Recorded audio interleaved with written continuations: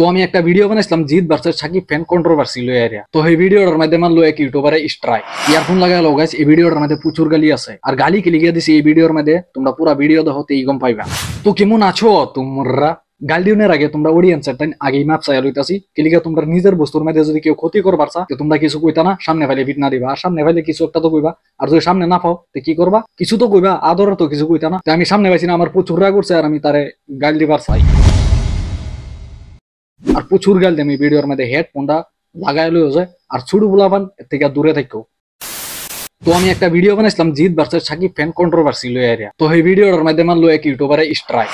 কেডা স্ট্রাইক মারছে সব আমি ভিডিওর মধ্যে কইম, আর সেড হিসাবে কিছুই কইতাম না, সব রোস্ট হিসাবে কইম। কারণ হলো তার ভিডিও উড়াই হেরে তারে রিপ্লাই দিছিলাম আর রোস্ট করছিলাম। তো এটা হে হজম করতে পারছে না, হে আমারে স্ট্রাইক মেরা দিল। তার নাম হলো সাইফান সাকিব। তো এটার মধ্যে রিপ্লাই দেওয়ার কারণ হলো হে হেড ফেলাইতাছিন বহুত জিতের ফ্যানের রূপে, জিতের রূপে। তুই এরকম কি সেলিব্রিটি হয়ে গেছো জিতের মতন একজন অ্যাক্টরের লই এরা তুই উল্টা পাল্টা কইবে আর তোরে কেউ কিছু কইতো না? জিতেও যদি এই ভিডিওটি দেখতো তে জিত কাইন্দা দিল হইলে।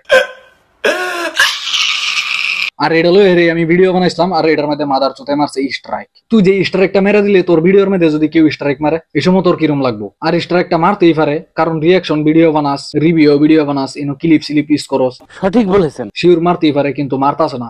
তোর মতন মাদার চুত না যায় তারা। সঠিক বলেছেন। ইউটিউব যে প্ল্যাটফর্ম আছে এটা তো তোর ভাইয়ের না, না তোর ভাইয়ের। তোর বাপ কি ইউটিউবের মালিক আর তোর মারে কি ইউটিউবের মালিকে ফুটকি মারছিন? বাবা গো মাদার চুত। ভিডিওটা আপলোড করছিলাম 5 তারিখে আর স্ট্রাইকটা মারছে 8 তারিখে। তো আমি 8 তারিখে ভিডিওটা বানাইতেছি, জানি না কোন দিন আপলোড করাম, কিন্তু আপলোড করাম ভিডিওটা। তারে কাউন্টার করে ভিডিওটার মধ্যে রিপ্লাই দিছিলাম। তো এই রিপ্লাই গুলি হজম করতে পারছে না। তো আমি তোরে ভৌতিক কথা কইম, তার মধ্যে একটা কথা আগে কয়ে দিই, এই কথাটা হচ্ছে খুবই গুরুত্বপূর্ণ। তুই যে কোনো সোশ্যাল মিডিয়ার মধ্যে যা, তোর হেটার্স হইব, হয়তো তোর লগে কন্ট্রোভার্সি হইব। তো এগুলা যদি সহ্য না করতে পারছ তোর ইউটিউব আর কোনো দরকার নাই।